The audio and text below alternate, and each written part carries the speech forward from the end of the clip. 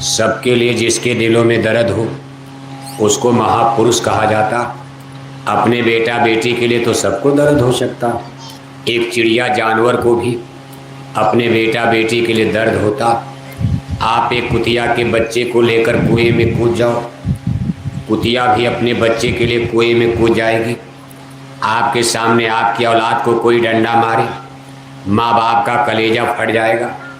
और दूसरे के बेटा बेटी पर डंडा बजता रहे, कोई दया मया आती है? एक्सीडेंट होता है, तुरंत मोबाइल लगाओगे, अरे भैया आप कहाँ हो? वो देखो एक्सीडेंट हो गया, 8 ट्रेन लड़ गई, बस लड़ गई। जब पता चला कि आपके घर वाले सब घर में बैठे हैं, बस दिल ठंडा हो जाता। मरने दो, जो मरा होगा, मेरे घर का तो नहीं मरा। बम्बई में आ गया, यहाँ आ गया, मेरे घर का रिश्तेदार कोई नहीं मरा। कौन मरा? हिंदू लोग कहते भाई कौन मरा? कहा मुसलमान मरे। कहा चलो कोई बात। और मुसलमानों को पता चला सब हिंदू मर गए एक्सीडेंट में। अरे कहा चलो कोई बात नहीं है, हिंदू तो 10-20 कम हो गए। ये चीज़ आदमी की धारणा। लेकिन जिसके दिल में सबके लिए दर्द हो वही सबका स्वामी, उसी को महामानव महापुरुष कहा जाता।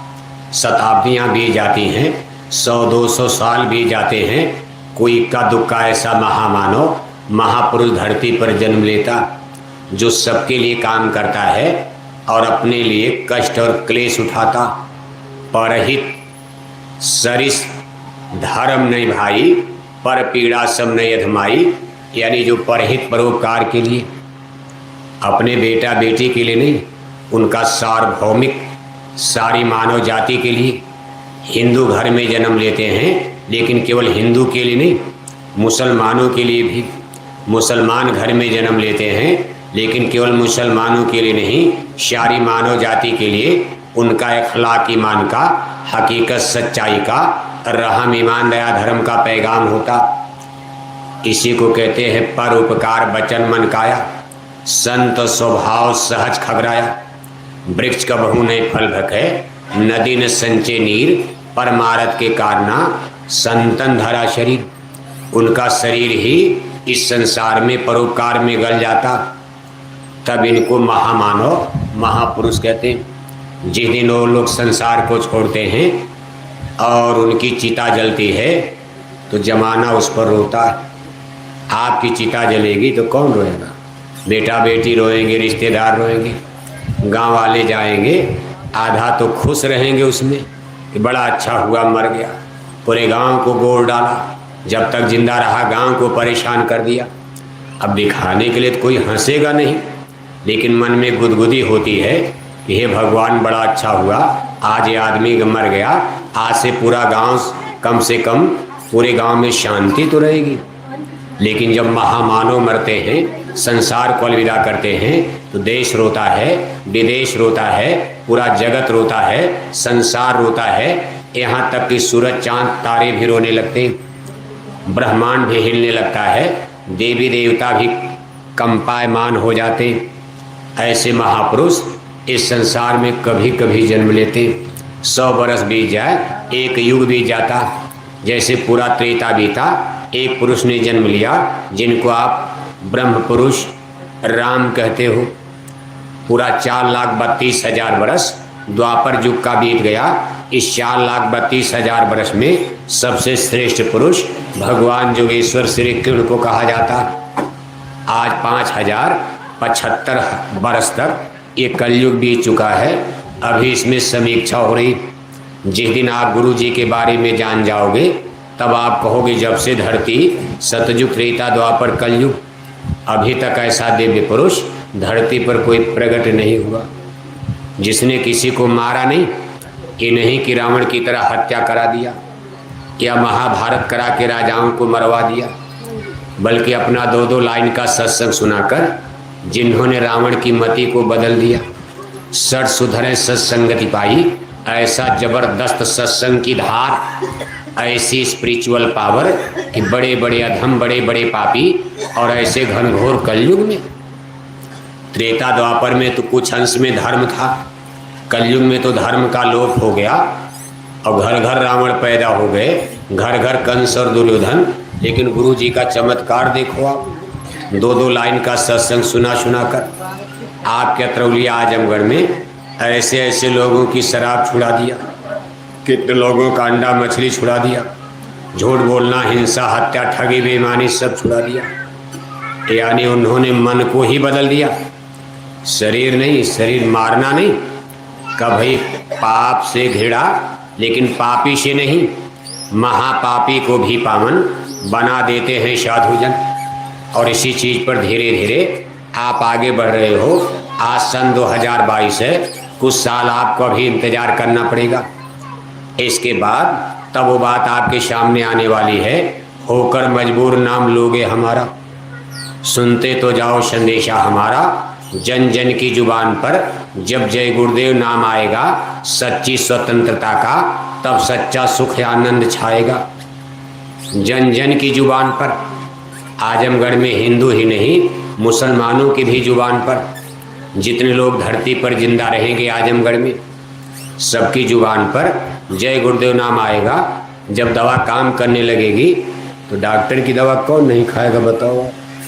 सब काम करके आपने देख लिया और पानी नहीं बरस रहा, और 10 जाकिट वाले एक जगह गांव में आए, 10 बार जय गुरुदेव नारा लगा दिया और धमाधम पानी बरसने लगा, तो गांव वाले नहीं मान जाएंगे? कौन नहीं मानेगा?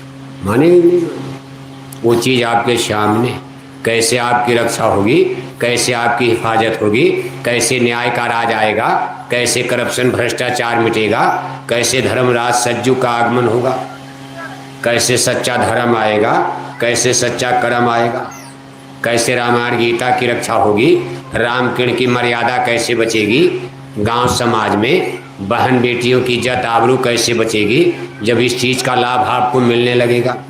सबकी गरीबी चली जाए, कोई बीमारी आपके गांव या देहात में ना आवे, तो जो उपाय बताया जाएगा कौन नहीं करेगा। लेकिन अभी नहीं, उसका समय धीरे धीरे आगे आ रहा, इसलिए इस संदेश को सुनो। अभी तो इसको समझना थोड़ा कठिन लग रहा, वैसे बात तो बहुत कुछ बदल चुकी है, बदलाव हो रहा है, लेकिन अभी थोड़ा समय और लगेगा। तो देखो, हम चर्चा थोड़ा मुड़ गई। चर्चा इसलिए मुड़ गई कि पानी पीने लगे, थोड़ा सा धारा मुड़ गई। हम तो आपको भगवान कृष्ण के बारे में सुना रहे थे, जब भगवान श्री कृष्ण ने पूरा अपना भेद खोल दिया और कहा, हे अर्जुन, अगले श्लोक में कहते, हे अर्जुन, सच्ची बात तो यह है कि ये सूरज मेरे सामने नहीं, बल्कि सूरज मैंने ही बनाया, ये चंद्रमा भी मैंने बनाए, ये तारामंडल मैंने बनाया, ये धरती मैंने ही बनाई है। और इस धरती पर कितने पर्वत पहाड़, कितने समुंदर हैं, कितनी नदियां हैं, ये सब मेरी गिनती में है। हे अर्जुन, मैं सबसे परिचित हूँ, इस कण कण में मैं व्याप्त हूँ, मैं काल ब्रह्म पुरुष हूँ। अब अर्जुन के अंदर और सस्पेंस पैदा हो गया और उन्होंने अपनी शंका रख दी। कहा, केशव, सच्ची बात तो ये है कि मैं ये मानता हूँ कि आप झूठ नहीं बोल सकते हो, लेकिन ये बात मेरे गले के नीचे नहीं उतर रही कि मेरा दोस्त और मेरा रिश्तेदार नंद बाबा के यहाँ आपने जीवन भर गाय चराई। आखिर ग्वाला ही तो थे, कोई राजा के लड़के तो थे नहीं। अब एक कोई गाय का चरवाहा अब आपके बीच में एकाएक भाषण देने लगे कि भाई ये धरती मैंने बनाई, समुंदर मैंने बनाया। जैसे सोखा ओझा लोगों को देखते हो ना, जब उनके ऊपर कहते भाई चंडी आ गई, चंडी आ गई, थोड़ा शराब गिराया और ऐसे जोर जोर से कहा, धरती बांधो, आकाश बांधो, बांधो पवन ने पानी, कहा धरती बांध दिया, आकाश बांध दिया, पवन पानी सब बांध दिया। तो लोग कहते हाँ भाई चंडी आ गई। अब 10 बात बोलते, एक बात सही हो गई तो गांव वाले विश्वास कर लेंगे। अब एक गांव में एक सोखा जैसे चिल्ला रहे थे, खूब गांव वालों से भांग धतूरा और प्रसाद और साथ ऐसे शराब गिराए जा रहे। और फिर जब कहा चंडी आ गई, सवार हो गई चंडी, कहा धरती बांधो, आकाश बांधो, बांधो पवन और पानी, कहा सब देवताओं को मैंने बांध दिया, भूत प्रेत सब बांध दिया। और बोतल में शीशी में कहा देखो आपका भूत हमने बंद कर लिया। और तब तक उनकी देवी जी उधर से गुजर रही थी। कहा ये क्या कर रहे हो नाटक? अब देवी के सामने, देवी को बांधना तो कठिन है, आकाश बांध लिया, पाताल बांध लिया, लेकिन अभी बीवी को बांधना तो कठिन है। बीवी ने कहा ये क्या कर रहे हो? अरे कहा चुप हो, तुम चुप रहो, बोलना मत कुछ, क्योंकि घर में झगड़ा हुआ था। उसने कहा बेवकूफ़ आदमी, आज साल भर से छप्पर चू रही है, बच्चे पानी में भीगते हैं, एक छप्पर तो तुम बांध नहीं पाए और यहाँ आकर के धरती बांधो, आकाश बांधो और बांधो पवन और पानी। इसी तरह से आदमी में सस्पेंस तो होता ही है। अब उसका परिचय तो देना पड़ेगा। भाई आपने धरती बांध लिया, इसका परिचय तो जनता को मिलना चाहिए। भाषण तो देना आसान चीज होती। इस तरह से देखो अर्जुन के अंदर सस्पेंस पैदा होता। कहा केशव ये बात गले के नीचे नहीं उतरती है कि आप मेरे रिश्तेदार हो, ग्वाल वंश में आपका जन्म हुआ है, आपका बचपन गाय चराते बीचा है और उम्र भी हमारी आपकी बराबर है। जब हम पैदा हुए 6 महीना साल भर के अंदर आप भी धरती पर पैदा हुए और सूरज तो कितने करोड़ बरस पुराना, आपने सूरज को कब बना दिया? तब भगवान श्री कृष्ण कहते अर्जुन यही मैं समझाना चाहता हूँ कि आप अपने मित्र को पहचान नहीं पा रहे हो। हे अर्जुन मेरे कई जन्म हो चुके और तुम्हारे भी कई जन्म हो चुके हैं। अब दोनों का डिफरेंस बता रहे, मेरे और तेरे में अंतर क्या है? हे अर्जुन मैं ब्रह्म हूँ और तुम जीव हो। ब्रह्म और जीव का संबंध कई युग बीत गया, टूट गया। पहले ब्रह्म और जीव एक साथ रहा करते थे। हे अर्जुन हम और तुम ये सब मिलकर के एक साथ रहते थे।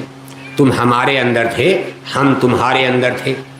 जैसे नदियाँ समुद्र में और समुद्र से ही नदियाँ और फिर नदियाँ समुद्र में मिल जाती। लेकिन हे अर्जुन समय आने पर जीव और ब्रह्म अलग अलग हो गए। जैसे सूरज और सूरज से किरणियाँ निकलती, अनगिनत किरणियाँ सूरज से निकलकर हमारी धरती पर पड़ती हैं, इसको ऊर्जा एनर्जी चार्ज करती रहती। सूर्य नारायण तो कभी धरती पर नहीं आते, लेकिन उनकी किरणियाँ धरती को रोशन करती रहती। ऐसे ही ब्रह्म और जीव, जहाँ से अनगिनत किरणियों के रूप में अनगिनत जीव, जिनको जीवात्मा उस समय तो आत्मा कहते थे, गगन मंडल त्रिकुटी मुकाम पर इसको आत्मा कहा जाता। लेकिन जब ये जगत में पड़ गया तो यहाँ मिल गई माया। ब्रह्म और जीव के बीच में माया आकर खड़ी हो गई। माया माने बादल। जैसे सूरज और हमारे बीच में बादल आ जाएं, आपको दिन में ही अंधेरा नजर आने लगेगा। बीच में माया जब आती है, इसने जीव पर पर्दा डाल दिया। ब्रह्म अलग हो गए, जैसे बीच में दीवार आ गई, कोई पर्दा आ गया, उधर न हम आपको देख पा रहे न हमको आप देख पा रहे। जब तक ये माया का पर्दा नहीं था, अलग होने के बाद भी यानी ब्रह्म है जीव को देखता था और जीव ब्रह्म को देखता था। और तमाम लोग फिर किरणियों की तरह वापस चले गए। लेकिन जब बीच में माया आकर खड़ी होती, माया ने जो खेल किया है, इसी ने जीव को यानी ब्रह्म से बिल्कुल अलग ही नहीं किया, बल्कि भरम में डाल दिया। इसने इस संसार में मोह सकल व्याधिन कर मूला, जीव हृदय अति मोह देखी, छूट न ग्रंथि परे किम देखी। जब उधर ब्रह्म से इसका नाता टूटा, इस झूठे जड़ जगत में इसके अंदर मोह पैदा हो गया। यानी मोह माने यहाँ की चीज़ों से लगाव। उधर सच्चे पिता का अपने सच्चे अंशी, जिनका ये जीव अंश था, उनसे अलग होकर के यहाँ झूठे रिश्ते नाते। अब इसी मोह में लोभ के वशीभूत, अब उधर की सुधी बुद्धि इसको भूल गई। अब इसी में बार बार जह आशा तह बाशा, इसी आशा तिसड़ा के मुताबिक इसका बार बार जन्म मरण होता। उधर जा ही नहीं पा रहा। उधर जब जाता है तो बीच में अभी भी माया तलवार लेकर खड़ी है। कहा छोरत ग्रंथ ही जानी खगराया, बेघन यानी करे तब माया। माया तलवार लेकर शरेआम खड़ी है। उधर जीव जाता नहीं है, ठेल कर नीचे गिराती है। और फिर यहाँ कर्मों के कानून, जिनको कर्म कॉन्स्टिट्यूशन कहते हैं, पाप पुण्य जब कर्मों का कानून बना तो देखो ये बंधन यानी ये पर्दा आवरण और मोटा होता चला गया। पहले तो माया ने डाला, लेकिन ये पर्दा अति सूक्ष्म था। लेकिन जब जीव कर्मों के जाल में फंसा, इसने पाप पुण्य, पुण्य पाप। अब शुरू में तो पुण्य ज़्यादा पाप कम, लेकिन अब कई बार आते आते यहाँ चेंजेस बदलाव होता गया। अब कलयुग में अब पाप ज़्यादा पुण्य कम हो गया। अब जिसको देखो पाप ही तो कर रहा।